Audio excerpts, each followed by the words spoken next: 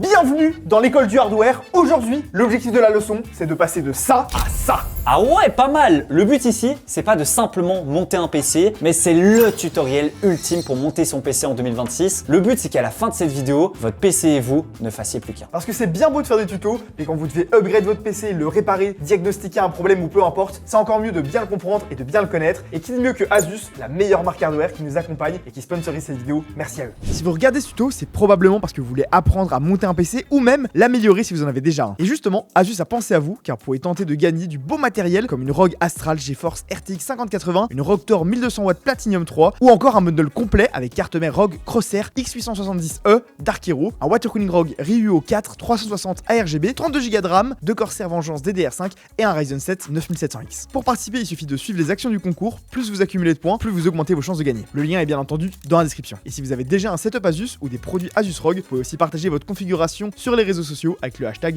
ROG HomecomingFR pour tenter de gagner un voyage tout frais payé au Computex à Taïwan et rencontrer les équipes d'Asus. Ça fait rêver, d'ailleurs on sera là aussi. Encore une fois, tous les liens sont dans la description et maintenant, voyons comment monter un PC cohérent et évolutif en 2026. Comme avant de partir à l'école, c'est important de bien préparer ses affaires et de tout mettre dans son sac. Alors ici, on a besoin uniquement d'un tournevis, c'est l'outil le plus important de la vidéo. Bon, en réalité, il faudrait avoir deux têtes, C'est mieux. une H0 et une H2 pour les petits SSD, etc. On a besoin ensuite d'un cutter, ça c'est pour déballer tous les composants, c'est pratique quand même. Une paire de ciseaux, si vous n'avez pas, c'est très bien aussi. Oui, ça marche. Ou un coupe-ongle. Ou vos clés, ça marche aussi. Super important aussi, et on vous voit, ceux qui font pas leur cam management, nous, on va le faire. Prenez des serre-câbles, des colsons, vous appelez ça comme vous voulez. En tout cas, pour avoir un beau PC bien fini et un beau cam management, on en aura besoin. Et pour couper les serre-câbles, une pince coupante, super pratique aussi, mais une paire de ciseaux peut aussi faire l'affaire.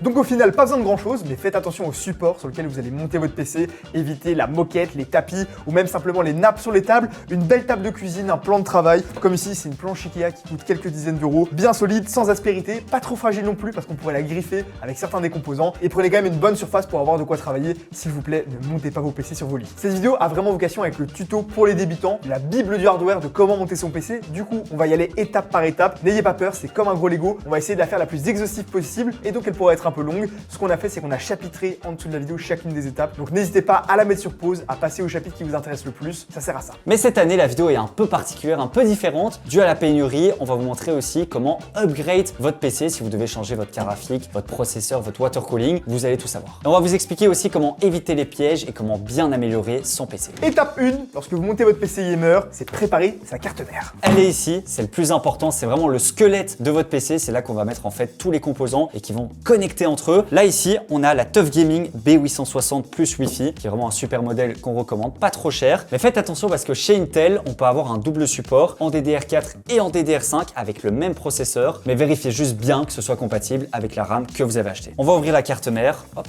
Ici, on va recevoir à chaque fois en fait des accessoires, comme par exemple ici des antennes Wi-Fi. Donc tout ça, on met de côté. Là, on récupère notre carte mère qui est toujours dans un sachet antistatique et on va la retirer. Une erreur courante, c'est de poser sa carte mère sur le sachet antistatique, alors que justement, il sert à garder l'électricité statique en dehors, donc ne la posez pas dessus, mais vous pouvez le garder si jamais un jour vous voulez la revendre ou la remettre dedans. Attention qu'il y a tous les accessoires, les vis, etc. dans le fond de la boîte. Donc là, on retire le carton. Et d'ailleurs, c'est plus simple. Si vous prenez les mêmes composants que dans cette vidéo, le montage du PC sera encore plus simple. Là, on retrouve les vis M.2, les câbles SATA. Ça, c'est les câbles pour les vieux disques durs, etc.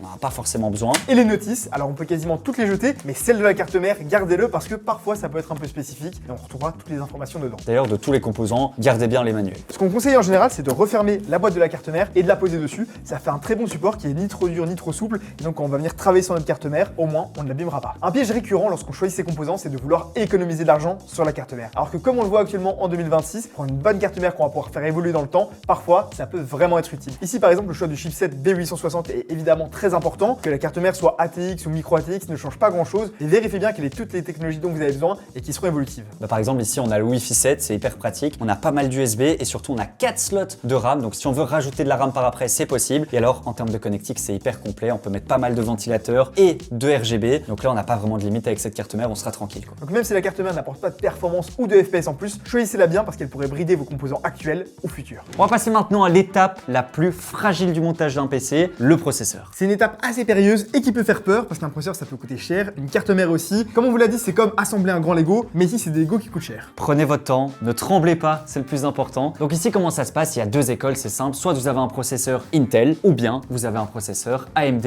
Vous inquiétez pas, on va vous montrer les deux manières. On va commencer, Mathis, avec un processeur Intel. C'est ça, il est juste ici. Alors la première chose à faire, c'est de se munir de sa carte mère, évidemment une carte mère qui est compatible comme on l'a dit, et de venir ouvrir, libérer le socket. Alors à l'époque, si vous étiez sur un processeur AMD en AM4, vous aviez les pins qui étaient directement sur le processeur. Ça, on en reparlera après, mais Intel, ça a toujours été du LGA, comme ici. LGA, ça veut dire que les pins et donc l'endroit le plus fragile est sur la carte mère. Donc ici, même si c'est pas conseillé, on peut toucher, c'est pas fragile. Pour venir ouvrir le socket et voir les pins fragiles apparaître, on va aller sur la petite languette qui est juste ici, sur la droite sur le côté. Il faut pousser dessus, ça peut être un petit peu dur, faut pas avoir peur. Et ensuite, pousser vers l'extérieur pour relâcher ensuite. Une fois que c'est fait, on vient la pousser au maximum juste en haut, faut pas hésiter, et on vient ouvrir délicatement le petit clapet.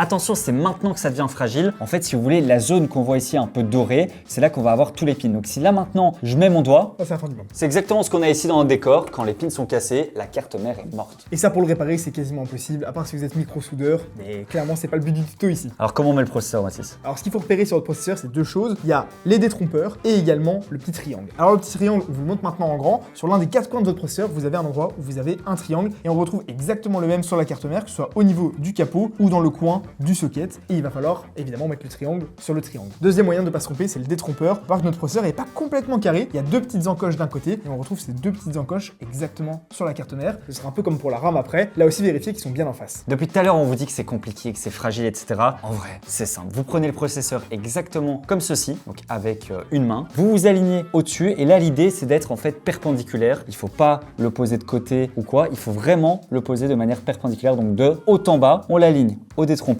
et une fois qu'il est dedans, on n'a plus qu'à lâcher. Une fois que le processeur est lâché, vous vous rapprochez et vous vérifiez que le processeur est bien à plat et dans les encoches. Ici, c'est le cas, on est bon, on a réussi. Mais c'est pas fini, il faut maintenant refermer le socket. Alors comment ça se passe chez Intel? On vient tout simplement redéposer le petit clapet délicatement. Et là, c'est maintenant que ça peut faire peur à certains. Il faut reprendre la languette de l'encoche et pousser, pousser, pousser et venir la relâcher en dessous de l'encoche de maintien qui est juste là. Vous avez entendu d'ailleurs que le petit capot en plastique s'est retiré tout seul. Il n'y a pas de problème, il n'y a plus qu'à le soulever délicatement. Il y en a certains qui le retirent manuellement avant. Nous, on vous conseille de le laisser. Il saute tout seul, c'est normal, c'est automatique et ça veut en plus dire que vous l'avez bien placé. Une erreur commune, un truc qui peut arriver lors de la fermeture, c'est avant de venir refermer l'encoche, c'est que de vérifier que le bout de l'encoche pose bien sur les deux petites dents du couvercle. Parfois, avec le support, c'est un petit peu surélevé, donc vous n'avez tout simplement rien fermé. Là, c'est super important de bien vérifier que les deux petites dents sont juste en dessous avant de pousser.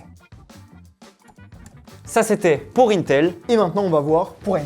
Chez AMD, c'est sensiblement la même chose, sauf que le loquet est inversé. En gros, là aussi, on appuie vers le bas, on dégage vers l'extérieur. Il faut tirer le loquet au maximum et ouvrir le couvercle, cette fois-ci vers le haut.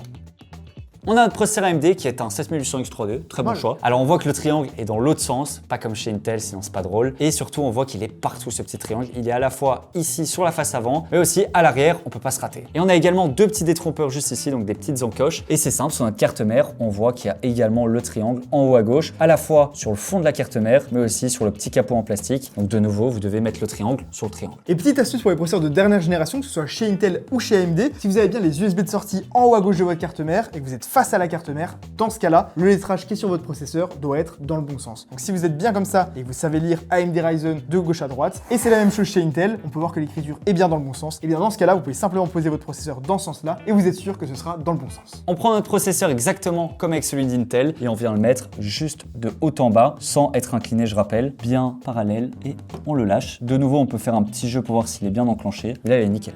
C'est ça. Et là, à nouveau, on referme le clapet, on vérifie bien que les petites dents sont bien en dessous avant de refermer la languette et on appuie. Ça peut faire peur, mais faut pas hésiter. Ça saute. On pousse, on bloque la languette en dessous et on peut voir que comme pour Intel, le petit cache en plastique a sauté, on peut le retirer. C'est bon, votre processeur est installé. Le processeur, c'est fait. On passe maintenant aux barrettes de RAM. Pour l'installation des barrettes de RAM, rien de plus simple. C'est pour ça que Gauthier m'a laissé. Je vais vous montrer comment le faire. Là aussi, il faut juste pas avoir peur et y aller. On va du coup se munir de notre kit de barrettes de RAM. En général, on prend deux barrettes de RAM, c'est le plus simple à installer et c'est ce qui fonctionne le mieux. Je vous renvoie vers la vidéo qu'on avait faite sur la RAM récemment. On a testé les différentes capacités 4, 8, 16, 32, 64 Go de RAM pour voir ce qui est réellement utile et on avait également testé avec une barrette, deux barrettes ou 4 barrettes. Donc n'hésitez pas à aller voir la vidéo. Le déballage de RAM, c'est pas très compliqué et honnêtement, c'est pas très fragile. On évitera de trop toucher les connecteurs, mais en soi, il n'y a pas de souci. On va donc se munir de nos deux barrettes de RAM et on va venir repérer les deux slots de RAM sur la carte mère. La plupart des néophytes savent ce que c'est la RAM et on va bien venir les mettre dans les slots de barrettes de RAM qu'on retrouve à droite du processeur et pas dans les slots PCI Express qui sont destinés à la carte graphique qu'on verra après. Ce qu'il faut faire, c'est préalablement ouvrir les slots dans lesquels on va venir insérer les barrettes. Donc quel slot est-ce qu'on va ouvrir étant donné qu'on en a 4 et qu'on a que deux barrettes de RAM? Si vous en avez 4, 4, vous les mettez dans les 4, c'est simple. Mais si vous n'en avez que 2, il faut repérer les 2 slots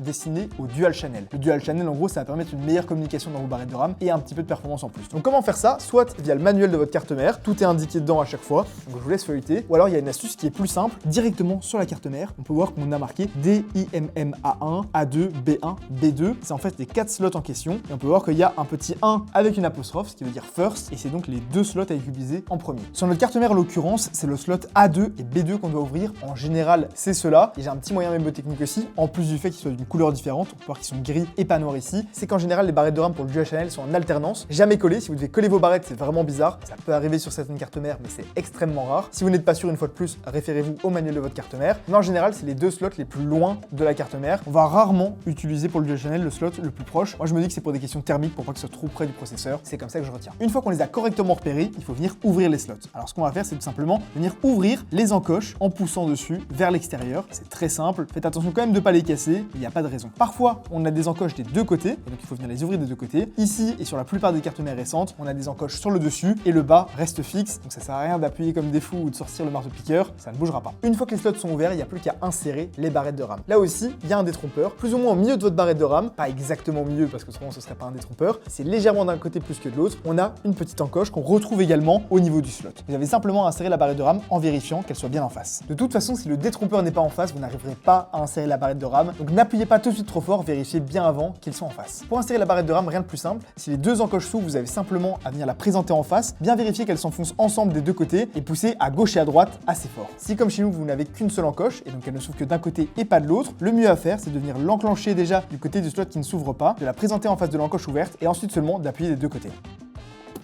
Là aussi, ça peut faire un peu peur de pousser. Du moment qu'on pousse de haut en bas, il n'y a aucune raison qu'il y ait un problème si l'encoche est bien en face. Par contre, un truc à éviter, c'est de venir fermer l'encoche soi-même. Comme ici dans notre cas, si l'encoche ne s'est pas refermée entièrement toute seule, vous allez simplement appuyer un peu plus fort. Une fois que vous avez entendu le petit clic qui dit qu'elle est bien dedans et que l'encoche a récupéré son état initial, c'est que votre barrette de RAM est bien installée. Pour installer la deuxième, c'est sensiblement pareil. Par contre, une petite astuce supplémentaire, l'encoche aujourd'hui elle est quasiment au milieu, donc on perd un peu de temps à vérifier qu'elle est bien en face. Une petite astuce, c'est que sur toutes les barrettes de RAM, il y a un côté où il y a le logo en général et de l'autre côté, vous avez l'étiquette. Dans 99% des cas, le côté avec l'étiquette sera vers le processeur. Et là aussi, le petit moyen mémotechnique, c'est que, étant donné que l'étiquette est vers l'intérieur, on la verra moins dans le PC fini et on verra bien le beau côté de la barrette de RAM. Donc en général, moi je prends mon étiquette, je vérifie que l'étiquette est vers le processeur et dans ce cas-là, je sais que ma barrette va venir s'installer comme ceci. Là aussi, on présente en face, on met nos doigts des 2 côtés et on appuie sans avoir peur. Vous voyez que les 4 encoches se sont bien fermées dans leur état initial. Je n'ai jamais dû les toucher, c'est vraiment en poussant qu'elles sont venues se refermer toutes seules. Ça, c'est important. Félicitations, vous savez maintenant installer des barrettes de RAM. On passe maintenant à l'installation du stockage. Alors, il y a 3 familles. Il y a les SSD M.2 qui vont directement se mettre sur la carte mère, les plus simples. Mais on a aussi les SATA en 2,5 pouces ou même à l'époque les disques durs en 3,5 pouces. Mais ça ne s'installe pas sur la carte mère mais dans le boîtier et on vous montrera juste après comment faire. On sort notre SSD. Ça, c'est bien du stockage. C'est là qu'on va venir mettre nos fichiers, notre Windows, nos jeux. Alors que la mémoire RAM, ça va stocker des données temporaires. Ça n'a rien à voir avec le SSD. Ici, on a 1 Tera de stockage. Pour l'installer maintenant sur la carte mère, il faut localiser les ports M.2. Donc on voit ici qu'on en a exactement 3, dont un qui est sous un dissipateur. Ça dépend en fait de votre carte mère. C'est possible que sur votre carte mère, tous les ports M.2 soient couverts d'un dissipateur comme ceci. Là, on peut pas se rater avec la carte mère Asus Prime. Il est littéralement écrit M.2. Bon, c'est plutôt facile. On dévisse les 2 vis, une à gauche, une à droite. On retire notre petite plaque métallique et quand on la retourne, on voit qu'on a un petit blister. C'est très important de le retirer. En fait, si vous voulez, on va avoir le pad thermique qui va permettre de refroidir votre SSD parce qu'au plus votre SSD est rapide, au plus il chauffe. Donc c'est vraiment important de retirer ce petit bout de plastique. Maintenant, on va venir mettre notre SSD M.2. Alors, mettez-le au plus proche du processeur. C'est là qu'on va avoir les meilleures vitesses. Donc là, en l'occurrence, on est sur le premier. On prend notre SSD M.2 et là, on a un petit connecteur juste ici. On voit en fait qu'il y a un petit détrompeur et que ça rentre bel et bien dans cette encoche. À savoir qu'au plus le port M.2 est proche du processeur, au plus vous allez bénéficier de rapidité. Donc ici, on arrive. Et de gauche à droite, vous allez mettre votre SSD. Alors attention que parfois, on peut être un peu en dessous. Il faut bien relever, être dans l'encoche et puis il ne faut pas hésiter à appuyer. Normalement, on va entendre un petit POC. C'est bon, notre SSD est installé, il manque simplement à le fixer. Sur certains modèles de carte mère, on peut avoir une petite encoche en plastique qu'on vient directement clipser, c'est plus rapide. Mais ici, on va devoir mettre une petite vis. Souvenez-vous, on avait retiré tous les accessoires de la carte mère, dont ces petits sachets en plastique. Et c'est ici qu'on va retrouver la petite vis pour le SSD M.2. Alors là, c'est vraiment l'étape la plus chiante parce que cette petite vis, elle est mais horrible à mettre. On va la récupérer. Déjà, il faut pas la perdre. Cette petite vis, bah voilà, j'ai déjà perdu. C'est une blague. C'est bon, je l'ai retrouvé. Regardez cette toute petite vis qui va nous permettre de fixer le SSD. On ne peut pas le laisser comme ça, il faut vraiment le fixer, c'est important. Donc là, on vient changer la tête de notre tournevis. On vient prendre un pH0, donc une tête beaucoup plus fine. On voit que la vis est sur le tournevis. Avec notre main gauche, on vient appuyer sur le SSD, bien l'aligner et on peut enfin mettre notre toute petite vis. Et voilà, notre petit M.2 est fixé. C'est bon, on peut mettre notre dissipateur sur le SSD, ce qui va permettre à notre mémoire de mieux refroidir. Je reviens directement là au-dessus. On revisse de chaque côté. Hop, hop, hop, hop, hop, hop. Et c'est bon, maintenant vous savez installer un SSD. Maintenant que la RAM et les SSD sont installés, on va pouvoir passer à l'étape aussi. Et pour ça, rien de mieux que le dernier water cooling milieu de gamme de chez ASUSTUF. Celui que j'ai ici entre les mains, c'est le LC3 360. C'est la nouvelle version du LC avec 30% de performance en plus. On est quand même sur un water cooling de 360 mm, donc autant dire que niveau refroidissement, ça va aller bien. Et la particularité ici, c'est qu'on a un écran IPS LCD directement sur la pompe, un petit écran en plus. Évidemment, c'est pas nécessaire pour que le PC marche bien, mais c'est un petit plus. Ce qui est par contre indispensable quand on achète un water cooling, c'est de vérifier la durée de garantie. On a quand même du liquide à l'intérieur, une pompe qui tourne. C'est important qu'il soit garanti le plus longtemps possible. Ici, on est sur une garantie constructeur de 6 ans, c'est marqué sur la boîte, et ça c'est très bien. Ici en l'occurrence, on va vous montrer l'installation d'un water cooling, mais un ventirad ça marche très bien aussi. Le mieux au niveau de l'installation, c'est de se référer au manuel qui est donné avec, peu importe celui que vous avez installé, parce que ça peut vraiment varier d'un exemplaire à l'autre. La première chose à faire, c'est de tout sortir de la boîte et de bien vérifier qu'on est tout reçu avec. On sort les vis, les ventilateurs, le radiateur, et on essaie aussi de repérer le manuel. Ici en l'occurrence sur ce modèle, et comme Asus font les choses bien, les ventilateurs sont déjà installés. Ça, c'est un petit peu de la triche, et je vais quand même vous expliquer comment les installer si c'est pas le cas chez vous. Attention, dans la manipulation de votre water cooling, c'est quand même une pièce assez fragile, que ce soit au niveau des tubes où il faut faire attention de ne pas trop tirer dessus. Vérifiez aussi qu'il y a une petite protection pour la surface de contact. Parfois la pâte thermique est déjà appliquée, et si vous la retirez, vous allez en foutre partout. La dernière chose qui peut être fragile, c'est les petites ailettes ici du water cooling. Alors c'est pas ça, on peut passer son doigt dessus, et si vous mettez un coup de tournevis dedans, ça va couler. Dans la plupart des cas, pour des water cooling plus anciens ou plus entrée de gamme, les ventilateurs sont livrés à côté. Comment les installer, c'est important. Ce qu'il va falloir repérer tout de suite, c'est dans quel sens vous allez installer votre water cooling dans votre boîtier. Il faut se poser la question maintenant pour pas avoir à tout démonter et refaire après. Et j'insiste, c'est vraiment très important de bien l'installer parce que le refroidissement de votre processeur, c'est la stabilité même de votre PC. Si vous avez mis votre ventilateur à l'envers par exemple, ça va surchauffer et vous n'aurez pas des bonnes performances. Dans la plupart des boîtiers, je dirais dans 80% des cas, le water cooling va s'installer au-dessus. Ça peut arriver qu'on ait à l'installer à l'avant ou alors si vous êtes trompé et que vous avez pris un water cooling trop grand et qui rentre pas dans votre boîtier, c'est encore un autre problème, donc vérifiez bien la compatibilité entre la taille de votre water cooling et le boîtier que vous allez utiliser pour monter votre PC. Au niveau de l'emplacement, ce qui est important à retenir aussi, c'est qu'il ne faut jamais que la pompe, donc ce qui va faire tourner le liquide à l'intérieur du circuit, soit plus haut que le radiateur. Je m'explique. La pompe en général se trouve dans le water block, ce qu'on va venir placer sur notre processeur. C'est pas vrai dans 100% des cas. Certains constructeurs pendant une période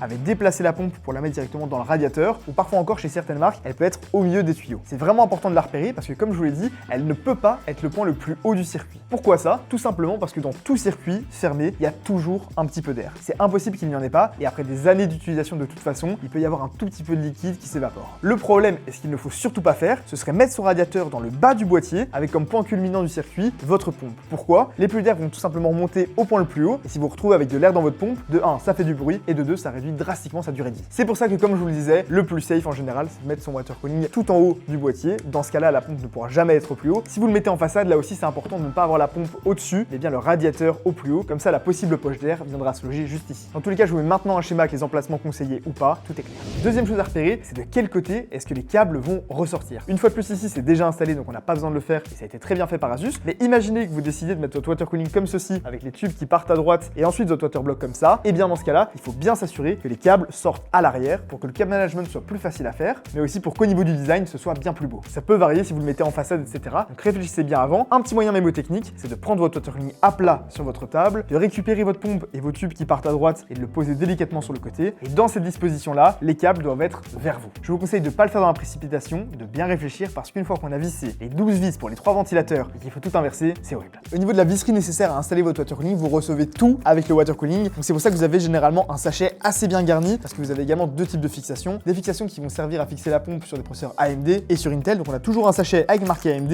un sachet avec marqué Intel et parfois on en a même pour les différents types de sockets, donc les différents processeurs. Là une fois de plus, vérifiez dans votre cas sur quel processeur vous êtes et prenez la fixation adaptée. Les vis qui servent à fixer les ventilateurs sur le radiateur sont généralement les plus longues vu qu'elles doivent passer à travers le ventilateur ventilateur pour être dans le radiateur. Et vous recevez le même nombre de vis qui vont vous servir à fixer le radiateur dans le boîtier. Donc on les garde, on les met de côté pour l'étape suivante. Une fois que les ventilateurs sont installés, il faut préparer le waterblock. Ici en l'occurrence, on va le monter sur notre carte mère et notre processeur en AMD. Donc on va pouvoir retirer la petite protection. Il est très important de vérifier qu'il n'y a plus aucun plastique présent sur la surface de contact parce que ça réduirait les températures. Alors ici c'est un gros bloc en plastique, mais parfois c'est un petit autocollant tout fin. Vérifiez bien que vous l'avez retiré. Ici chez Asus, on peut voir que la pâte thermique est déjà appliquée et qu'elle est bien à plat. On va garder celle-ci, mais c'est pas le cas sur tous les modèles et ça peut arriver que si vous ayez à upgrade votre PC ou que vous rachetez un ventirad ou un water cooling d'occasion, vous ayez à mettre la pâte thermique vous-même. Donc je vais vous montrer comment faire. Mais avant ça, je vais récupérer la monture. Pour le coup, on est sur un processeur en AM5 ici, donc je vais repérer la monture pour AMD AM5. On peut voir qu'elle est juste ici. AMD AM4 et AM5, c'est la même pour les deux sockets, c'est parfait. Celle d'Intel est juste ici. On va pas en avoir besoin aujourd'hui sur cette carte mère là. Et dans tous les cas, gardez bien les pièces que vous n'utilisez pas. Si jamais un jour vous voulez revendre votre water cooling ou vous voulez changer de processeur, vous en aurez peut-être besoin. Comme je vous le disais, c'est une étape qui est très spécifique et qui change d'un water cooling à l'autre. Donc je vais vous montrer comment le faire ici et référez-vous au manuel de votre modèle. Nous pour le coup, il n'y a aucun bracket qui est installé, ni AMD ni Intel. Et ça peut arriver que par défaut, il y ait déjà les Intel qui sont installés par exemple. Si vous êtes sur un AMD, il faut d'abord retirer celui installé et mettre le bon. De mon côté, j'ai repéré que le petit bracket devait venir se mettre dans ce sens-là. Donc je le mets en face et je récupère les vis. Ici en l'occurrence, pour pas me tromper, ce que je fais avant de visser ou pendant que je visse pour être sûr que c'est dans le bon sens, c'est que je vérifie que ça tombe bien en face des vis sur ma carte mère. Ici pour le coup, ça semble cohérent, donc je peux continuer. Une fois que ça c'est prêt, je le mets sur le côté et je vais vérifier que ma carte mère est prête à réceptionner mon water cooling. Donc ce qu'on va regarder de nouveau dans le manuel du water cooling, c'est qu'est-ce qu'il faut installer comme backplate, comme support autour du processeur pour pouvoir venir visser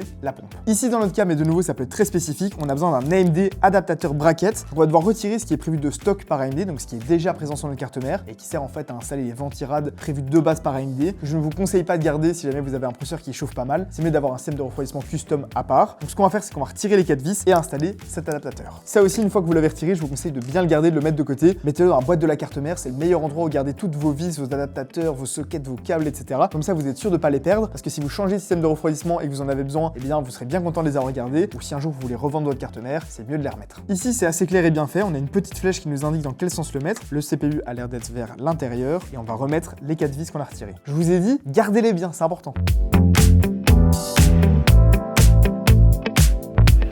Pour le bien de la vidéo, on ne va pas utiliser la pâte thermique présente directement sur le water cooling Asus, ce serait un petit peu trop facile, je vais bien vous montrer comment l'installer. Alors je me suis muni d'une petite seringue à pâte thermique juste ici. Il y a plein d'écoles, il y en a qui l'installent avec une carte de banque, il y en a qui la lèchent, il y en a qui le font au doigt, peu importe. Moi ce que je vous conseille de faire, et qui est le plus simple et le plus sûr, c'est de faire une belle petite boule au milieu. Donc on va repérer au milieu de notre processeur et on va faire une petite boule. Ne mettez pas trop ni trop peu et elle va s'étaler toute seule quand on va venir visser le waterblock dessus. Chez Intel c'est presque la même chose, mais leurs nouveaux processeurs sont pas exactement carrés. Donc ce que je vous conseille de faire pour que ça s'étale de manière homogène, c'est de faire une petite ligne comme ici au milieu et comme ça, après avoir vissé, vous en aurez partout. Et une fois que ça c'est fait, vous n'avez plus qu'à approcher votre water cooling. Nous en général ce qu'on fait, c'est qu'on monte le water cooling sur la carte mère avant de la mettre dans le boîtier. C'est un parti pris, c'est pas obligatoire, on trouve ça plus simple. Donc ce que vous avez à faire maintenant, c'est le placer dessus. On a plus de place que si c'était dans le boîtier. Donc là vous pouvez mettre les tubes vers le bas, vers le haut. Essayez de vérifier un petit peu de nouveau dans le manuel de votre carte mère, vous aurez plus d'indications. Nous on va le mettre comme ça. On voit bien que mon bracket tombe bien en face des vis et de l'adaptateur qui a été prévu par ma carte mère. Et on n'a plus qu'à récupérer les vis de fixation qui vont venir le fixer dessus. En général c'est 4 vis, mais ça peut changer. Je vous conseille de les enclencher à la main, donc de simplement les mettre et faire un simple petit tour à la main, parce qu'ensuite on va venir le visser en croix avec notre tournevis. Pourquoi le visser en croix et pas d'un côté puis de l'autre? C'est pour éviter qu'en l'enfonçant que d'un côté, la pâte thermique ressorte de l'autre, alors que si on le visse en croix petit à petit, la pâte thermique va être bien homogène. Donc ce qu'on fait, c'est qu'on commence d'un côté et on fait un demi-tour, ensuite on va en face et on fait à nouveau un demi-tour, on passe ensuite sur le côté et on fait à nouveau un demi-tour, et puis à nouveau dans l'angle opposé. Et on continue comme ça en boucle, demi-tour par demi-tour. En réalité, au tout début, on peut faire un tour ou deux à chaque fois, et petit à petit, il va falloir diminuer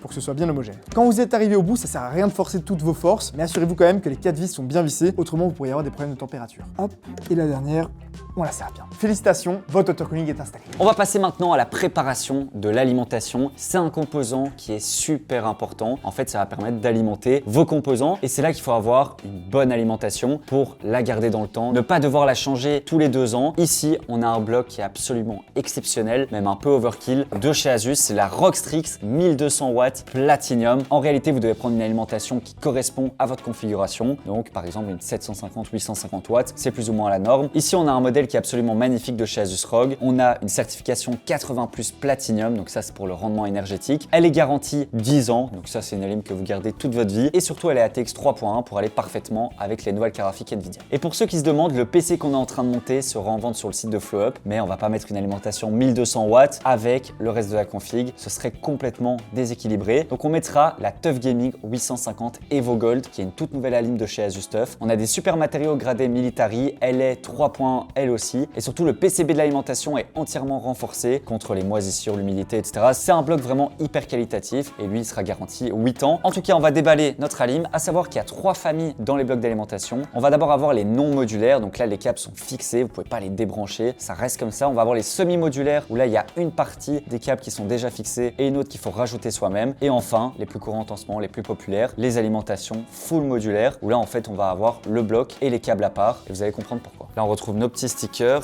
Ici on a déjà des petits colsons mais c'est pas ce qui m'intéresse. Et là on va retrouver le plus important, notre bloc d'alimentation ainsi que nos câbles. Et vous allez à chaque fois retrouver le câble d'alimentation, ce qui va permettre quand même d'allumer votre PC. Donc gardez-le bien lorsque vous avez fini de monter votre PC, c'est plutôt pratique. On retire notre bloc du sachet. Là on voit en fait qu'on est sur un bloc qui est complètement modulaire. On va devoir mettre chaque câble et ce qui est vraiment intéressant dans ce genre de cas, c'est que du coup on met uniquement les câbles qu'on utilise. Tout ce qu'on n'utilise pas, on met de côté et ça permet de 1 de faciliter le câble management à la fin et surtout de 2 de faire de la place. Donc aujourd'hui je vous conseille d'acheter une alimentation modulaire, c'est quand même plus pratique. Quand on voit tous ces câbles, c'est vrai que ça peut faire peur. Regardez-moi ça, c'est vraiment pour les plus grosses configurations. Ici on va mettre uniquement ce dont on a besoin. Le câble le plus important et qu'on devra toujours mettre, c'est le câble d'alimentation 24 pins. C'est celui en fait qui va alimenter la carte mère et la carte mère qui va faire le lien entre tous les composants. Donc ça, peu importe votre PC, si c'est un PC à 600, 5000 ou même 20 000 euros, vous aurez toujours ce câble 24 pins et on l'appelle le 24 pins parce qu'on a en fait 24 petites tiges métalliques qui permettent de faire la connexion. Attention qu'il y a un sens à respecter. En fait, il y a une partie du câble qui va dans le bloc d'alimentation et l'autre partie dans le composant, donc dans le PC. Alors c'est assez facile, généralement sur le câble il est noté PSU comme on peut voir ici, ce qui veut dire Power Supply Unit. C'est vraiment important parce que si vous mettez le câble dans le mauvais sens, c'est possible que votre PC ne s'allume pas. Donc là, ici, on voit qu'on a directement le PSU, c'est le 24 pins. Après, il faut savoir que le 24 pins, le côté complet comme ça va toujours dans la carte mère et le côté un peu divisé va dans le bloc d'alim. Donc là, on repère ici sur notre bloc et on voit qu'il est écrit MB,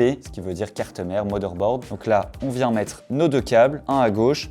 Et je vous conseille ici de bien appuyer et d'entendre le petit clips parce que de nouveau, si votre câble est mal enfoncé, votre PC ne s'allumera pas. On fait de même pour l'autre petit câble, on s'aligne en face et on pousse. Le deuxième câble à mettre, ça va être le câble CPU qui va permettre d'alimenter votre processeur. De nouveau, c'est très important, ça va permettre de faire fonctionner votre PC. Alors là, attention, vraiment attention parce que ça ressemble énormément au câble PCI Express qui est donc pour alimenter la carte graphique. Ici, le câble CPU qui est à gauche et le câble de la carte graphique PCI Express qui est à droite. Ils se ressemblent étrangement parce qu'en fait, c'est tous les deux des 8 pins, mais ils se divisent pas de la même manière. Là, il y en a un qui se divise en 4 plus 4 et le PCI Express en 6 plus 2. Donc celui qu'on va utiliser, c'est bien le 4 plus 4. Mais attention, avant de mettre le câble du CPU pour alimenter le CPU, on avait compris, il faut regarder combien il y a de ports sur la carte mère. On reprend notre carte mère et là, on voit qu'on a une fois 6 pins en haut à gauche sur la prise CPU et une fois 4 pins, ce qui nous fait au total 2 câbles, vu qu'un câble prend au maximum 8 pins. Alors, on peut avoir des cartes mères avec uniquement une fois 8 pins, c'est tout à fait normal, ou même des cartes mères avec 2 fois 8 pins. Donc là, on va devoir mettre quand même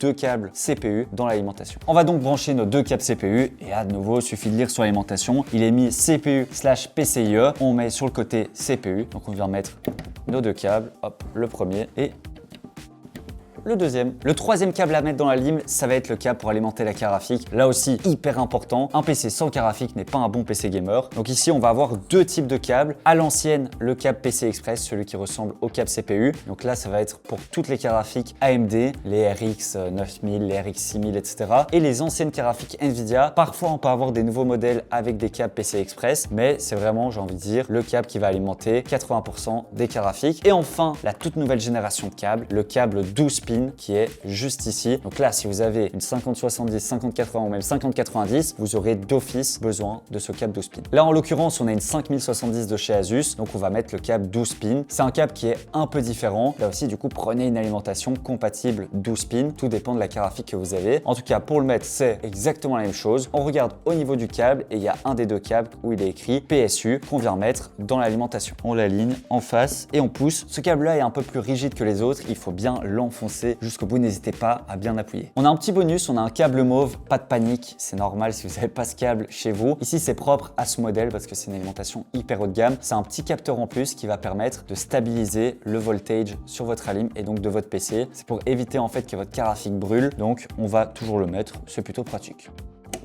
Et les derniers câbles qu'on va mettre dans notre bloc d'alim, c'est tout ce qui est accessoires, donc SATA et Molex. Molex, c'est la connectique à l'ancienne. Dans 90% des cas, vous ne devrez pas l'utiliser. C'est seulement si vous avez des ventilateurs en Molex. Mais nous ici, franchement, on n'en a pas besoin. Donc ce qui est bien, c'est que ça nous fait de la place. On peut les mettre de côté. Mais le câble que je vous conseille de mettre d'office, même si vous n'en avez pas besoin, c'est le câble SATA. C'est le petit câble plat comme ça. C'était à l'époque pour les disques durs 3.5 et les SSD 2.5. Mais c'est aussi utile pour tout ce qui est contrôleur RGB, contrôleur de ventilateur. Donc ça, mettez-le d'office, c'est un vrai conseil. Là, on voit qu'en ce moment, avec la pénurie, les SSD 2.5 sont moins chers, ou même si vous voulez rajouter par après un disque dur à l'ancienne pour avoir un maximum de stockage, mettez-le, ça c'est sûr. Là, c'est assez facile, les deux extrémités ne se ressemblent pas. Il y en a un qui va dans la lime, et là, il est écrit Perifall, SATA, Molex. On le met où on veut.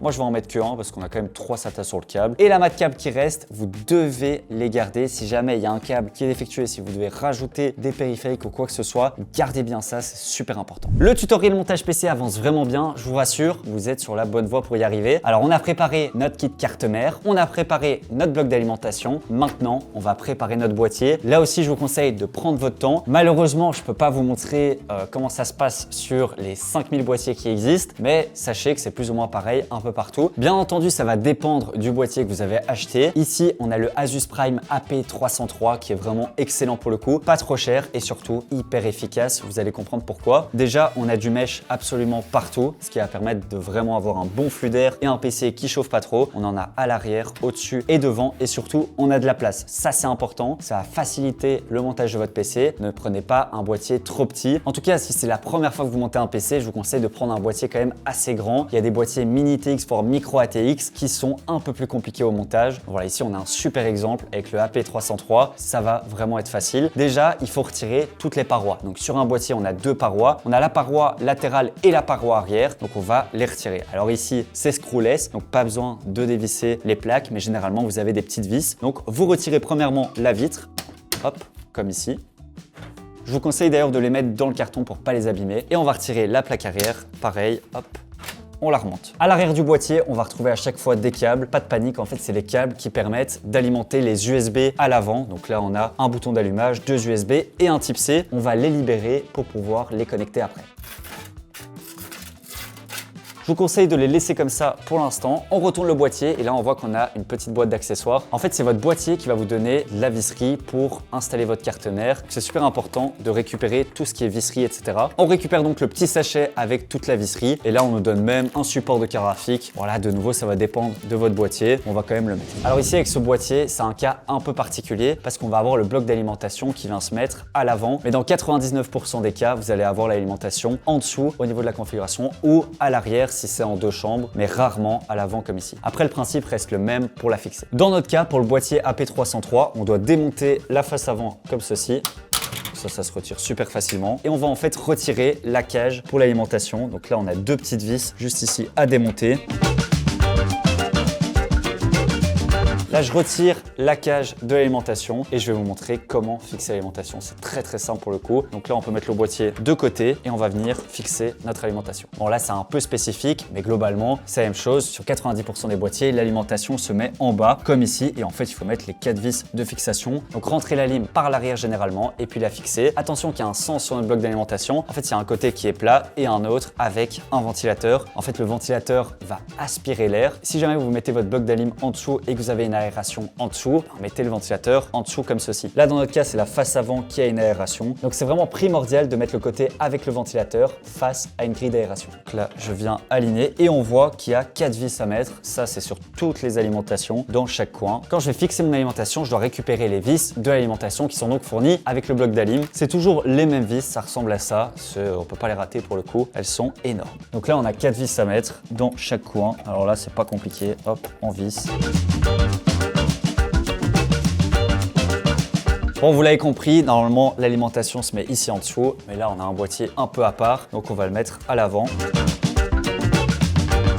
Quand on voit tous ces câbles là, ça fait peur, pas de panique, on va juste passer tous les câbles à l'arrière du boîtier pour pouvoir faire le câblage juste après. Sur tous les boîtiers, il y a des petites ouvertures comme ceci, donc pas de panique, on fait passer les câbles, hop.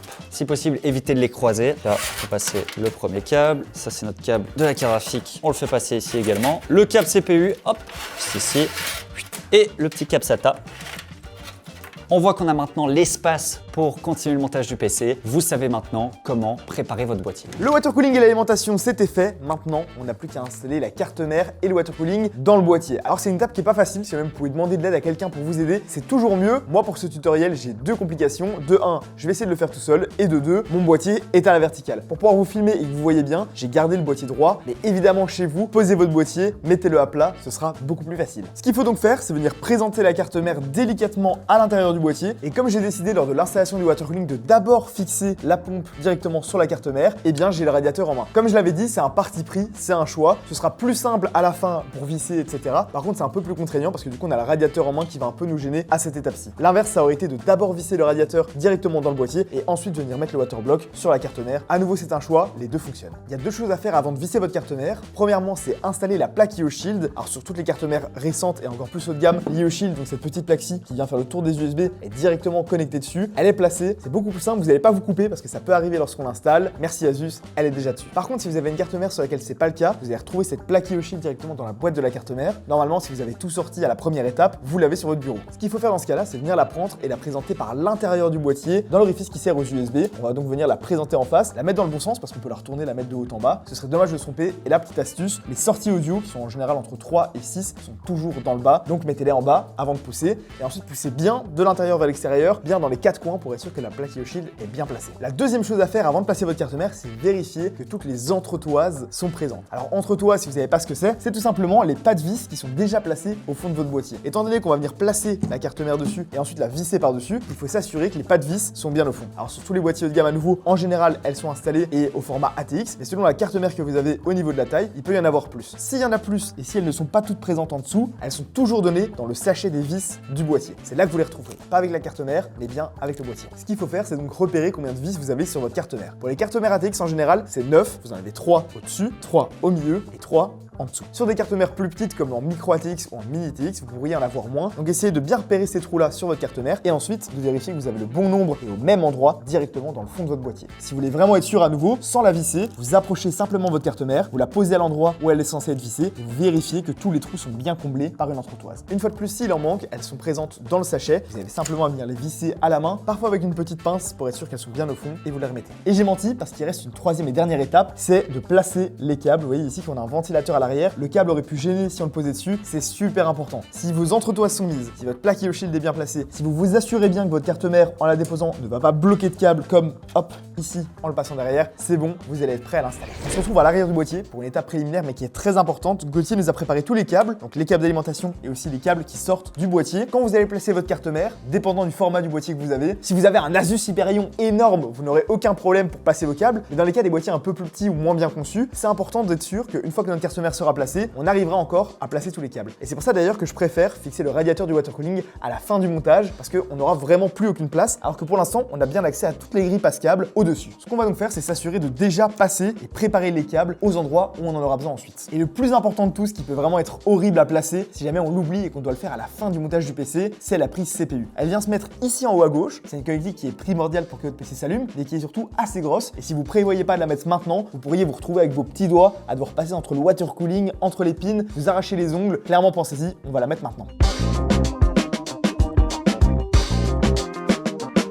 Dans d'autres boîtiers comme les boîtiers aquarium, parfois il y a des ventilateurs en dessous devant la carte mère et qui pourraient aussi compliquer un petit peu le fait de passer certains câbles. Donc je vous conseille aussi de les repérer. Par exemple ici on a l'USB-C, il faut aller voir sur la carte mère à quel endroit est-ce qu'il va se retrouver. En général c'est soit à droite soit en bas. Chez nous c'est à droite donc je vais déjà le préparer ici. Et pour le USB 3, en général c'est un des plus gros connecteurs avec un petit détrompeur d'un côté. Là aussi on va repérer sur la carte mère où le mettre et on peut déjà le faire passer. Toutes ces connectiques sont issues du boîtier et de nouveau ça va pouvoir varier. Il y a des boîtiers où il y a plus USB, des fiches audio etc. En général on retrouve les connectiques USB, la fiche audio qui va permettre de connecter le jack qu'on a par exemple en façade du boîtier. Il s'appelle le HD Audio et celui-là, il est quasiment toujours au même endroit. C'est en bas à gauche de votre boîtier et donc à l'arrière, ici, tout au bout à droite. Et le dernier, et pas des moindres, on en reparlera après lorsqu'on va le connecter, c'est le front panel. Le front panel, c'est quoi? C'est le bouton d'allumage, c'est le bouton restart, c'est aussi la petite LED qui s'allume qu'on a autour du bouton d'allumage pour savoir que notre PC est bien allumé. Tout ça compose le front panel. Aujourd'hui, chez Asus, ils font bien les choses, donc on a une seule grosse connectique à faire. C'est un petit peu de la triche. Vous, il est probable que vous vous retrouviez avec toutes ces fiches séparées. C'est à chaque fois 2 pins, c'est 4 petits câbles à venir mettre et je vais vous montrer après comment bien les brancher. Le front le panel en général, il est en bas à droite de la carte mère, donc on peut vous faire passer juste ici. Pour l'instant, c'est suffisant au niveau des câbles, les autres sont plus gros et on pourra les fixer ensuite, donc on va repasser à l'avant. Comme on a tout bien préparé à l'arrière, rien de plus simple maintenant, on a simplement à récupérer le câble CPU, c'est donc bien du 2x8 pins, pas du 6+2 comme le PCI Express, c'est le câble qui ira dans la carte graphique. Sur cette carte mère, on a un port 8 pins plus 4 pins supplémentaires, donc on aura même besoin de la moitié du second câble qui est donné avec l'alimentation. Je vais déjà vous montrer comment installer celui-ci, rien de plus simple. On a un énorme clip qui sert également de détrompeur au-dessus, donc vous avez simplement à le présenter en face et à bien pousser. Quand vous entendez le clip, c'est qu'il est bien mis. Vérifiez quand même qu'il est bien au fond parce que ça peut être une des causes pour lesquelles votre PC ne démarre pas. Parfois, on a un peu peur d'enfoncer ou alors on voit pas très bien ce qu'on fait et on n'est pas sûr que le câble est bien enfoncé. Donc vérifiez bien. Et comme je vous l'ai dit ici, on va avoir besoin de 4 pins supplémentaires. En réalité, le PC peut s'allumer avec simplement une fois 8 pins sans utiliser le deuxième. Il est généralement présent sur des cartes mères haut de gamme et lorsque les processeurs consomment beaucoup. Tant que c'est là et comme on a le câble, on va le mettre. On a les 4 pins. Là aussi, on met en face et on appuie.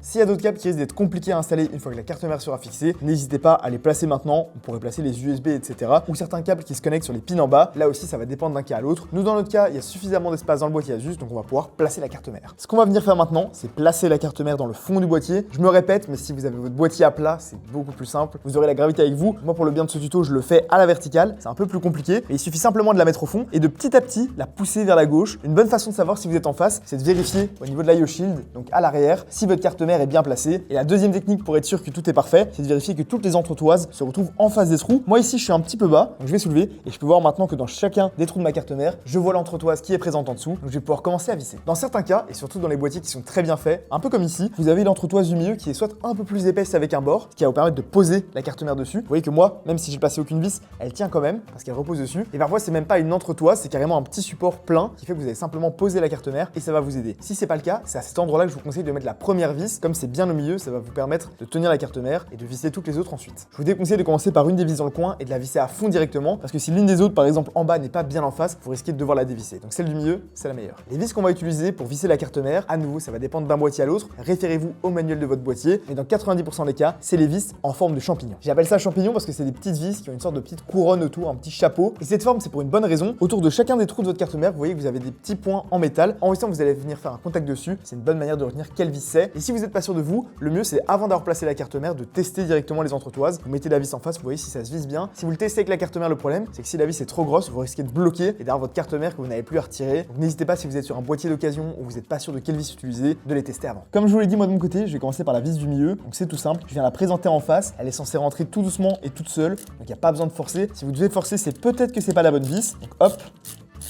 À nouveau, je vais bien jusqu'au bout, mais sans forcer. Ma carte mère tient maintenant toute seule, j'ai plus qu'à mettre les 8 vis restantes. À nouveau, assurez-vous de ne pas oublier de vis, ça arrive très fréquemment. Ça, on a oublié de le dire au début de la vidéo, et si vous avez un tournevis aimanté, ça va énormément vous aider, surtout à cette étape-ci.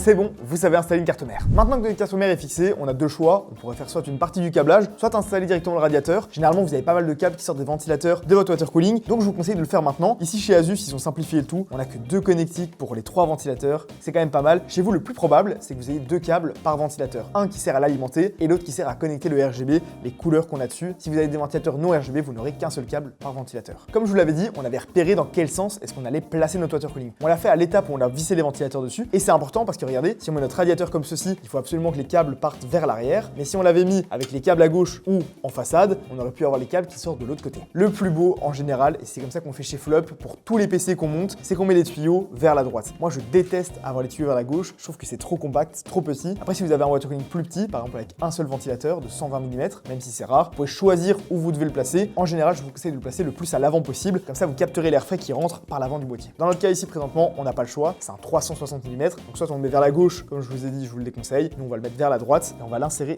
délicatement par ici et le placer. Là aussi, si vous pouvez avoir de l'aide et 2, c'est mieux. C'est un peu de la triche parce qu'on a un bureau assis debout et comme vous le voyez, on est sur le dessus du boîtier maintenant. Puis c'est ici qu'on va venir fixer le radiateur du water cooling. Alors une chose importante, ça va nous dépendre de votre boîtier, c'est de retirer la plaque du dessus. Parfois, c'est pas une plaque complète, c'est un simple filtre anti-poussière qui est au-dessus et qu'il faut retirer pour avoir accès au pas de vis. Et sur certains boîtiers, vous ne pourrez même pas retirer cette plaque et vous aurez par exemple un tiroir à retirer sur le côté pour venir le fixer dedans. C'est un petit peu spécifique. À nouveau, fiez-vous au manuel modèle de votre boîtier si vous n'êtes pas sûr. Si vous avez bien écouté le tuto, il y a un moment où je vous ai dit de mettre les vis de votre water cooling de côté. C'est les vis qui sont simplement pour le radiateur. Ici, c'est radiateur screw, les vis pour le radiateur, on peut pas se tromper et on en a généralement exactement le même nombre que celles pour fixer les ventilateurs. À quoi elles vont servir? Eh bien à fixer le radiateur sur le haut du boîtier. On va donc venir avec une main par l'intérieur, pousser le radiateur contre la grille du haut et vérifier que tous les pas de vis sont bien accessibles. Pour la suite, je vous fais pas un dessin, il faut mettre les 12 vis dans les trous. Parfois, vous recevez également des rondelles qui permettent de pas passer à travers la grille. Ça dépend si les vis sont un peu plus petites. Ici, on a des vis quand même assez grandes, donc pas besoin de rondelles. Si vous en recevez avec, autant les utiliser. Comme je vous le disais, c'est là que ça peut être un petit peu complexe quand on est tout seul parce qu'il faut une main pour pousser le radiateur contre la grille et l'autre pour venir visser, prendre son tournevis. Quand il est aimanté, c'est plus simple. Dans le sens, ce qu'on peut faire, c'est venir à la main, enclencher la première vis, la déposer en face. Là, je vous conseille de mettre les coins au début. Pourquoi? Parce qu'on peut vite être amené à bouger un peu le radiateur et qu'il soit plus en face. Donc ne la vissez pas complètement. Mettez-en une dans l'un des angles. Ensuite, on repère que tous nos trous sont toujours bien accessibles et on l'enclenche dans l'autre angle. Comme ça, on peut lâcher. Et maintenant, comme je vous l'ai dit, il n'y a plus qu'à visser.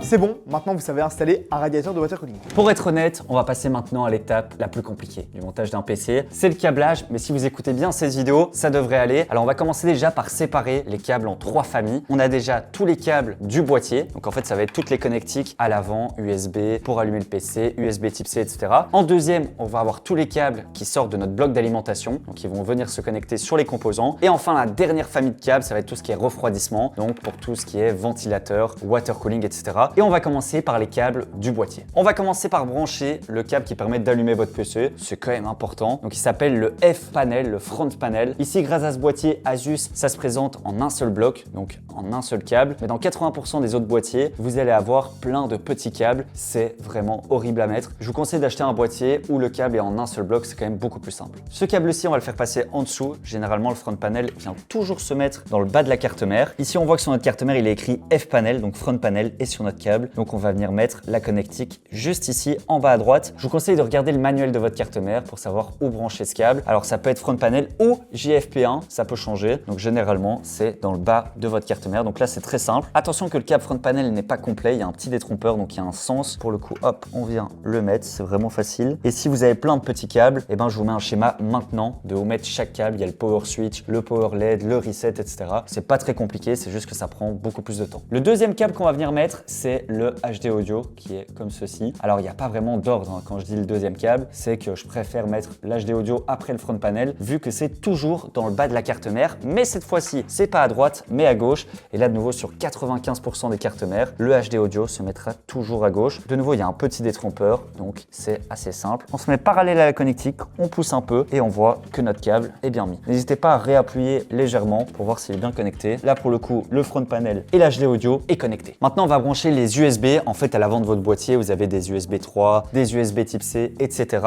Alors ici, c'est un boîtier next-gen, donc on va pas avoir d'USB 2. Mais par contre, et vérifiez bien, si vous avez un water cooling avec un USB, parce que parfois on doit connecter des écrans, etc., le câble ressemble à ça. C'est plus ou moins comme un câble audio et un câble front panel, sauf qu'ici, c'est un câble USB 2.0 qu'on va venir mettre en bas dans notre carte mère. On voit les emplacements dans le bas et il est bien noté USB. Donc là, de nouveau, attention, petit détrompeur et on vient aligner le câble, on pousse assez fort et une fois que c'est dedans, on tire le câble vers l'arrière pour le câble management, comme ça on facilite la tâche et on est tout bon. Comme on peut voir, il nous reste deux câbles USB, l'USB-C et l'USB 3. Bon, c'est deux câbles complètement différents et horribles à mettre, mais vous inquiétez pas, je suis là pour vous rassurer. Donc là, on va passer de l'autre côté, on les fait passer à travers et ce qui est cool, c'est que généralement, ils sont côte à côte. On a l'USB-C à gauche avec une petite protection métallique et puis l'USB 3. Alors moi, j'aime bien toujours mettre l'USB-C en premier. L'USB-C, on a un sens. Donc là, le truc, c'est qu'il faut bien être parallèle, bien en face. Là, on voit que j'ai mis l'USB-C et quand je pousse un peu, ça rentre pas. Il suffit simplement de retourner et là, on peut repousser et on voit qu'il est dedans. Alors n'hésitez pas à bien vérifier de nouveau, ça sert à rien de forcer comme un malade. Mais là, on voit que l'USB-C est bien enclenché. Pour l'USB 3, c'est un peu plus simple parce qu'on a comme ça, on a quand même une petite encoche. Donc ça nous montre exactement dans quel sens mettre le câble. On passe à travers et on voit que sur notre carte mère, on a un petit trou donc qui permet de mettre la petite encoche. Le connecteur interne sur la carte mère est très fragile, donc ne faites pas au plus court. N'hésitez pas à bien faire sortir le câble. Ensuite, on le fait tourner, on met l'encoche dans le trou. Et alors là, ce qui est vraiment important, c'est de ne pas forcer. On va d'abord venir s'aligner dans le connecteur et puis de manière parallèle, on pousse. Là, je vous conseille de bien laisser du mou comme ici. Ne commencez pas à tirer le câble parce que vous pouvez absolument tout arracher. Les câbles du boîtier sont branchés, c'est validé. On passe maintenant au câble d'alignement. Le câble que vous pouvez absolument pas rater, c'est le 24 pins. C'est le plus gros et c'est le plus important. De nouveau, c'est ce qui va vraiment alimenter la carte mère et faire le lien avec les composants. Donc là, 24 pins, pourquoi? Parce qu'on a 24 petites connectiques à l'intérieur. C'est un petit câble qui se divise sur les vieilles alimentations. Il n'est pas directement collé, donc il faut le pincer avec ses deux doigts. Mais donc celui-ci, on va le passer à travers le boîtier et on va venir le brancher juste au-dessus des USB sur le connecteur 24 pins. On peut pas le rater. Là aussi, on a un sens. On a une petite encoche sur le câble. On voit qu'il y a un côté qui est plat et l'autre avec l'encoche. Pareil sur la carte mère, on voit qu'on a une petite dent qui ressort. On fait un petit zoom. Donc il faut mettre l'encoche au niveau de la dent. Donc là, je vous conseille d'arriver dans le bon sens. On tourne le câble. Le 24 pins, il faut bien l'enfoncer. Alors c'est pareil pour tous les autres câbles, mais surtout celui-là parce qu'il est galère et généralement, dans 80% des cas, quand votre PC s'allume pas, c'est soit que le 24 pins est mal branché ou que c'est le front panel. Donc là, je vous le montre. On voit qu'il est dans l'encoche, mais là, il n'est pas du tout fixé. Il faut vraiment pousser comme ici et vérifier après si tout est bien enclenché. N'hésitez pas à pousser, hein, vous pouvez vraiment y aller, c'est du solide. Notre câble CPU est déjà mis, Mathis vous a expliqué comment le mettre, c'est vraiment très simple. Et ensuite, on a le câble de la carte graphique. Là, on est sur une carte en RTX 50, donc on va avoir la connectique 12 pins, mais je vous conseille de déjà passer votre câble de carte graphique. Alors, soit vous le passez ici à droite ou bien en dessous. Moi, j'aime bien le faire passer à droite, c'est quand même beaucoup plus simple. Là, je vous conseille de passer tout le câble, quitte à le tirer après pour le câble management, mais au moins, vous êtes prêts. Et d'ailleurs, la carte graphique, on va vraiment venir la mettre à la fin. Une fois que vous avez mis vos câbles partant de l'alimentation, pas de panique, c'est normal. S'il y a des câbles qui ne sont pas branchés dans un PC, ça ne veut pas dire que votre PC ne marchera pas. C'est du supplémentaire. Ici, il nous reste par exemple un câble CPU qu'on peut voir, qu'on n'a pas besoin de mettre vu que c'est déjà complet. Et là, on voit qu'on a des câbles SATA qu'on avait mis au début, les câbles tout plats comme ça, qui sont nécessaires pour des accessoires ou du stockage. Alors là, on a un SSD M.2, mais si jamais vous récupérez un vieux disque dur comme ici de votre ancien PC ou peu importe, sachez que c'est super simple à installer. En fait, sur le disque dur, on va avoir la connectique SATA. Donc il vous suffit de mettre ce petit câble plat comme ceci pour alimenter le disque dur. Donc si jamais vous avez un disque dur 3.5 ou même un SSD SATA en 2,5 pouces qui ressemble à ça, et vous avez à chaque fois deux connectiques. La connectique SATA Power, donc pour alimenter, comme on a mis ici, et le SATA Data pour les données. Donc ça, c'est un petit câble qui va permettre de relier les informations de votre disque dur à votre PC. Le câble SATA Data ressemble à ça et il se retrouve dans le fond de votre carte mère. Donc là, on le récupère et on va venir le connecter premièrement à votre disque dur. À nouveau, pas compliqué, il y a un sens. Il suffit de l'aligner, de bien vérifier que les connectiques dorées sont plus apparentes. Et là, on va pouvoir passer l'autre câble à travers le boîtier de nouveau. On est ici, on laisse un peu de mou comme à chaque fois. Et de nouveau, on voit qu'on a un sens. On pousse et normalement, on va entendre un petit clips. C'est bon, notre câble SATA est branché. Les entrées SATA peuvent aussi ressembler à ça sur le côté. Donc si vous n'avez pas comme nous des connectiques apparentes, en fait, il faut venir mettre le câble, je vais vous montrer, de côté. C'est un peu plus compliqué, mais ça marche aussi. En fait, le câble vient se mettre comme ça, hop, et de nouveau le petit clips. C'est bon. Et après, pour fixer notre disque dur ou SSD à notre boîtier, ça dépend en fait de votre modèle. Je vous conseille de regarder le manuel de votre boîtier. C'est généralement sur des racks à l'arrière ou en dessous. On a fini le câblage de l'alimentation. Il nous reste maintenant le câblage du refroidissement. Alors là, ça va dépendre de nouveau de ce que vous avez. Si vous avez acheté un PC, un boîtier avec 25 ventilateurs, ça va mettre du temps, ça va être galère. Là, je vais vous montrer un peu comment ça se passe. On a déjà un ventilateur d'intégrer dans notre boîtier, mais on va en rajouter un pour le plaisir et pour avoir un meilleur flux d'air. Donc ici, c'est un ventilateur blanc pour vraiment vous montrer les connectiques. Ça dépend de ce que vous avez. Si vous achetez un ventilateur sans RGB, sans lumière, vous n'aurez qu'un seul câble qui permet d'alimenter le ventilateur et donc de lui donner la puissance. Mais ici, on en a deux vu qu'on a un ventilateur RGB. Donc on va avoir deux câbles qui sortent de notre ventilateur. Un câble d'alimentation 4 pins. Donc en fait, on a 4 petits trous dans le câble. Et le deuxième câble qui est le câble ARGB comme vous voyez pour la lumière. Le RGB, c'est quand même important. Alors on a deux types de câbles. On peut aussi avoir un câble avec 4 pins qui s'appelle le RGB. Mais si vous montez un PC récent, ce sera toujours un câble comme ceci. Maintenant, on va placer notre ventilateur dans le boîtier. Alors de nouveau, il y a un sens et on a deux types de ventilateurs, les classiques comme ceci ou même les reverse. En fait, sur certains boîtiers, si vous mettez des ventilateurs en bas, il vaut mieux avoir des reverse pour que ce soit esthétique. Là, c'est pas le cas, donc on va devoir en fait retourner le ventilateur pour venir aspirer l'air par le dessous. Et alors ici, pour mettre le ventilateur, ce que je vous conseille, c'est de toujours faire partir les câbles vers l'extérieur du boîtier pour le câble management. Ne mettez pas les câbles comme ça risque d'être très moche. Donc là, hop, on retourne. On fait d'abord passer les câbles en dessous. Voilà, on fait passer nos deux câbles en dessous. dessous. Là, on vient ramener notre ventilateur juste ici. Pour fixer le ventilateur, c'est des énormes vis comme ça, vous pouvez pas vous tromper. Donc là, c'est un peu compliqué parce qu'on va devoir en fait coucher le boîtier comme ceci. J'ai vraiment pris le cas le plus compliqué pour vous. Hop. Ensuite, on voit qu'on a un filtre anti-poussière. Donc ça, on peut le retirer. Et on vient aligner les 4 roues dans les ouvertures prévues à cet effet. Je vous conseille des 2 parce que là, je suis en galère. Mais globalement, on fait en croix. Donc on vient mettre d'abord une première vis. Avec cette vis, il faut un peu pousser. Elle est un peu capricieuse. Et on vient mettre directement la vis à l'opposé, donc dans le coin en bas à droite. Pareil, on pousse un peu et on vient la visser. Et il nous reste que les 2 dernières vis à mettre. Et voilà, le ventilateur est fixé. Ça se répète pour le nombre de ventilateurs que vous voulez ajouter. Là, on vous en a montré un seul. Mais c'est vrai qu'on peut en mettre, comme j'ai dit, des dizaines. On en a déjà un qui est fixé à l'arrière. Maintenant, on va voir comment est-ce qu'on le connecte. Parce que c'est bien de fixer des ventilateurs, mais s'ils ne tournent pas, ça sert à rien. On va finir par brancher les câbles de refroidissement, donc tout ce qui est water cooling, ventilateur et tout. On voit qu'il y a encore notre water cooling qui n'est pas branché, on l'a gardé pour la fin. Alors là, ça peut dépendre de nouveau de chaque water cooling. Et si jamais vous avez un ventirad, c'est quand même beaucoup plus simple. Que vous ayez un water cooling ou un ventirad, vous aurez toujours le câble CPU fan, donc à 4 pins comme ceci, qu'on va venir mettre sur la carte mère en CPU fan. Alors il y a des petites inscriptions sur la carte mère. On voit qu'ici il est écrit IO pump, ça c'est pour la pompe après, CPU OPT et CPU fan. Donc que vous ayez un ventirad ou un water cooling, il y aura toujours le câble CPU fan. Fan qui veut dire ventilateur. Et donc, en fait, on a 3 ventilateurs au-dessus de notre water cooling et on vient le brancher en CPU fan. On le met dans le bon sens et nos ventilateurs sont bien branchés. Et c'est là que ça devient un peu compliqué, c'est qu'on a exactement le même câble qui sort du water cooling, mais celui-ci, il va aller dans IO pompe. Celui-ci permet d'alimenter la pompe de votre water cooling, donc ce qui va faire circuler le liquide, et l'autre permet de faire tourner les ventilateurs. Le problème, si vous confondez les deux, c'est qu'ils ne tournent pas à la même vitesse. La pompe doit tourner quand même beaucoup plus vite. Donc là, je vous montre comment le mettre. CPU OPT, c'est pour tout ce qui est optionnel, donc c'est pas intéressant. Là, on vient mettre dans la connectique IO pompe. Hop, on pousse bien. Notre water cooling est bien branché. On a le CPU fan et l'IO pompe. Voilà, c'était pour vous montrer, mais on voit que c'est un peu dégueulasse. On a les câbles qui ressortent, etc. Ce que je vous conseille de faire, c'est de faire une petite boucle comme ici et de faire passer de l'autre côté du boîtier. On voit qu'on a une petite ouverture. On prend notre petite boucle, hop, on tire un peu et on voit déjà que c'est beaucoup plus beau. Pareil pour l'autre câble CPU. On vient faire une petite boucle ici à l'arrière et on tire notre câble. Pas trop fort et on vérifie bien que le câble n'est pas dans les ventilateurs et on voit que c'est quand même bien plus joli. On voit qu'il nous reste un seul câble de notre water cooling, donc qui sort du radiateur. Ça va être le câble ARGB. Donc comme pour le ventilateur en dessous, en fait c'est ce qui va permettre de faire la lumière. C'est pas ce qui va permettre au water cooling de fonctionner. Et de nouveau, faites-le passer derrière pour que ce soit plus esthétique. Et ce qui est bien avec ces petits câbles ARGB, c'est qu'ils peuvent se connecter entre eux. Sur notre water cooling, on voit qu'il y a un mâle et une femelle pour pouvoir les connecter entre eux. Donc là, je prends le câble du water cooling et je viens le brancher pour le connecter. Donc voilà, on voit qu'on a fait une petite série. Une fois que j'ai branché le câble, ça nous fait une connectique à mettre sur la carte mère. Bon, là c'est très simple parce qu'on a qu'un ventilateur RGB et un water cooling. Mais si jamais vous avez 10 ou 15 ventilateurs, ça peut prendre un certain temps. Après, sur certains boîtiers, on a des petits contrôleurs que je vous affiche ici. Et en fait, là, on peut mettre tout ce qui est connectique, ventilateur et ARGB. Ne mettez jamais,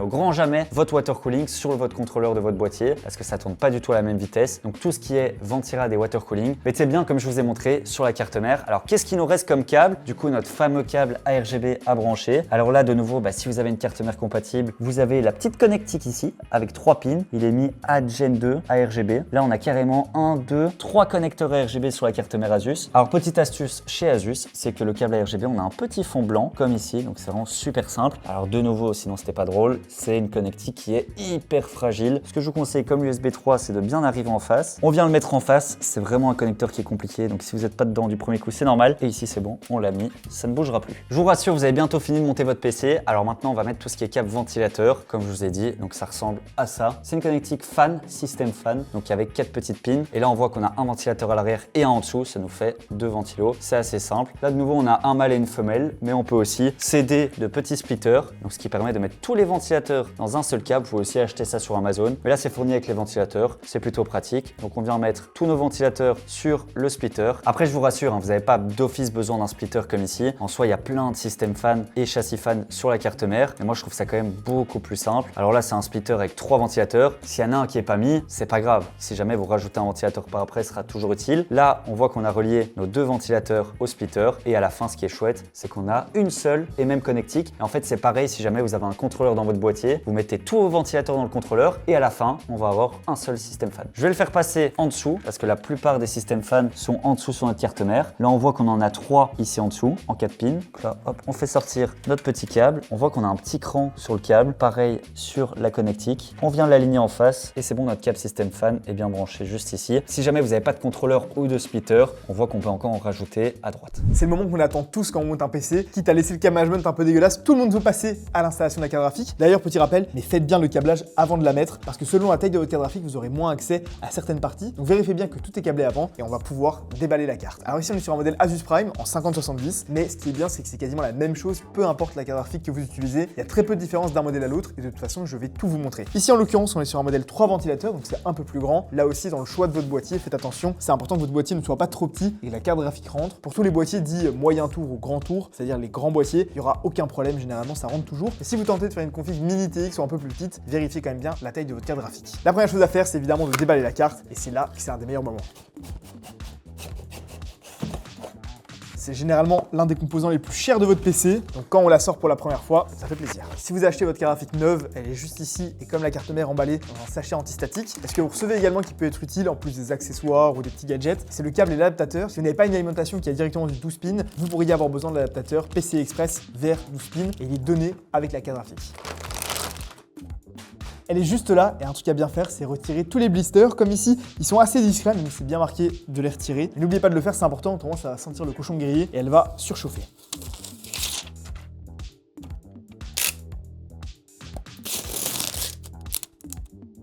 Ce qu'on va faire maintenant, avant de la visser et de la placer, c'est de venir repérer l'emplacement dans lequel on va la mettre. Je vous explique. Déjà, on va retirer la petite protection sur le PCI Express. C'est donc cette connectique-ci qui va venir se plugger dans votre carte mère. Ici, on a les sorties, qui vont évidemment vers l'extérieur. On a le petit bracket qui va venir se visser contre le boîtier pour bien la maintenir. Alors, ce que je vous conseille de faire, parce que ça peut changer d'un boîtier à l'autre, c'est de venir présenter la carte graphique face à la carte mère dans le slot dans lequel elle va finir. Vous pouvez voir que d'une carte mère à l'autre, ça peut légèrement varier. Il y en a qui ont plusieurs slots PCI Express, comme la carte mère d'Asus qu'on a juste ici. Généralement, quand elles sont plus haut de gamme ou ATX, elles en ont plus. Si vous avez une plus petite carte mère, parfois vous n'aurez qu'un seul slot PCI Express et dans ce cas-là, c'est dans celui-là qu'il faut le mettre. Si vous en avez plusieurs, ce qu'il faut repérer, c'est le plus rapide. Alors ça, vous pouvez vous référer au manuel de votre carte mère, mais en général, c'est celui qui est le plus haut, le plus proche du processeur. Et ici, en l'occurrence, il est renforcé. Vous pouvez voir qu'on a un petit contour en métal. Ça sert à mieux maintenir la carte graphique et être sûr que ça se craque pas. Vu la taille des cartes graphiques de nos jours, ça vaut la peine. Et si vous voulez vraiment être sûr, vous pouvez même regarder à l'intérieur et vérifier qu'il y a bien tous les petits pins, parce qu'on a des slots PCI Express qui sont grands en termes de taille, mais qui n'ont pas tous les pins à l'intérieur. Et il faudrait surtout pas placer la carte graphique là. Donc juste moyen mémotechnique le plus simple, prenez celui qui est le plus haut. Ce qu'on va donc faire, c'est venir présenter la carte graphique face à ce slot.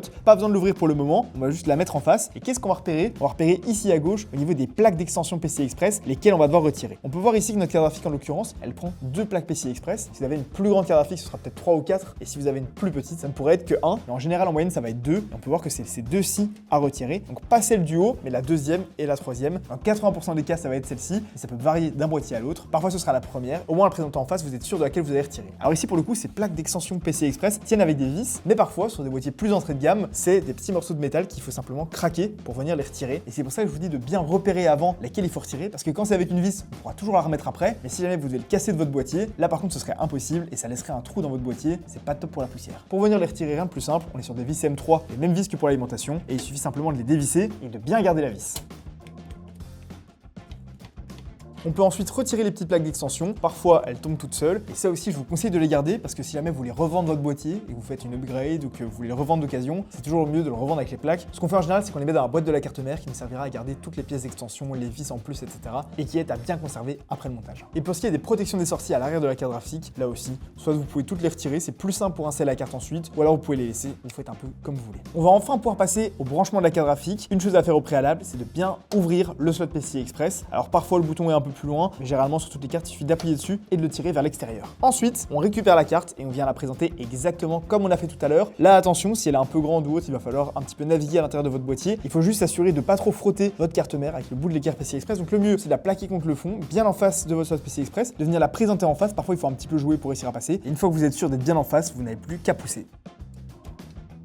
Là aussi, comme pour les barrettes de RAM, l'encoche est censée se refermer toute seule. Alors vous pouvez vérifier avec le doigt si elle s'est bien refermée. Et normalement, vous n'avez pas à le faire à la main. Et une fois que c'est fait, comme je vous l'avais dit, gardez bien les vis qui sortent des équerres PCI Express parce que c'est exactement ces mêmes vis qu'on va devoir remettre. J'insiste, remettez-les bien. Parfois, dans l'euphorie d'avoir envie de démarrer son PC, on oublie de les remettre et après la carte graphique tient pas bien. Dernière étape, ça va être de brancher la carte graphique. Si vous avez bien préparé vos câbles, comme l'a fait Gauthier, normalement vous devez l'avoir juste en dessous de la carte. Alors il y en a qui font passer le câble par-dessus, c'est deux écoles. Moi je trouve ça horrible, je préfère toujours les câbles qui viennent par en dessous lorsque c'est possible. Donc c'est ce que je vous conseille de faire, mais en réalité les deux fonctionnent. Donc, je viens récupérer mon câble, on vérifie qu'on est bien en face au niveau du détrompeur et on branche. Alors là on est sur une fiche 12 pins, donc on en a qu'un seul. Si vous avez du PCI Express, vous pourriez en avoir plusieurs fois. On peut avoir jusqu'à du 3x8, parfois c'est 1x8 plus 1x6, peu importe. En tout cas il faut tous bien les brancher. Et petite astuce à nouveau, imaginons que de votre alimentation sort deux câbles de 2x8, et bien c'est mieux d'utiliser les deux câbles pour que ça divise la tension entre les deux câbles. Ça change pas grand chose et c'est plutôt pour les cartes graphiques qui consomment beaucoup que c'est utile de le faire, mais pensez-y. Félicitations à toi, t'as enfin réussi à monter ton PC. C'était pas si compliqué, hein. Il n'y a plus qu'à l'allumer. Ça peut arriver. Normalement, si vous avez bien suivi le tuto, il n'y a pas de raison que votre PC s'allume pas. Nous, on a triché, on a simplement éteint le bouton de l'alimentation. Mais rassurez-vous, ne faites pas directement un arrêt cardiaque. On va quand même vous montrer les 2-3 erreurs les plus courantes qui peuvent faire que votre PC ne s'allume pas du premier coup. Et si votre PC s'allume du premier coup, vous êtes trop fort, mettez dans les commentaires, vous êtes des winners.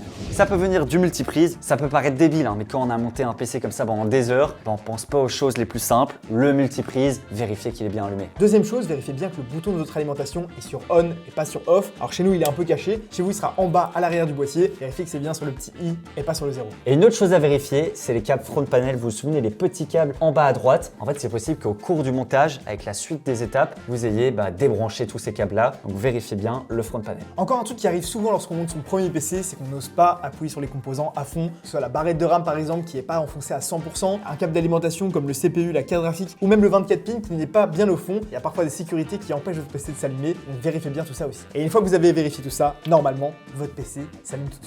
Et voilà, ça marche, c'est magnifique. Alors ici, on n'a pas fait le câble management dans cette vidéo. On vous a montré où brancher chaque câble. On a fait une vidéo à l'époque qui est toujours d'actualité. On vous montre comment faire un bon câble management. C'est quand même important pour l'airflow, etc. En soi, c'est pas que esthétique, c'est aussi pratique. Mais on pourrait refaire cette année un petit tuto câble management, hein. On va essayer de les remettre à jour. Également un tuto pour comment bien installer Windows une fois que vous avez monté votre PC. On pourrait le refaire et comment installer ses drivers. Dites-nous si vous voulez qu'on remette à jour tous ces tutos sur la chaîne Mathis et Gauthier. On le fera avec plaisir. En tout cas, maintenant, vous savez monter votre PC et vous le comprenez vraiment. Si vous devez l'upgrade, le faire évoluer ou autre, vous savez comment il fonctionne, comment retirer une pièce ou la rajouter. Si vous voulez pas monter le PC parce que ça vous fait peur, que vous n'avez pas envie de faire le câble management ou de prendre le risque, on mettra en vente sur le site de Flow exactement le même PC en partenariat avec Asus. Donc n'hésitez pas à aller faire un petit tour. On vous met le lien dans la description. Bon, il y aura quand même 3 ventilateurs sur le site. Oui. Ce sera plus esthétique. Et on fera le câble management. En tout cas, merci à Asus d'avoir collaboré avec nous pour cette vidéo. On vous met tous les liens en description. Et en tout cas, nous, on repart à nos occupations. On se retrouve l'année prochaine. Ciao. Ciao.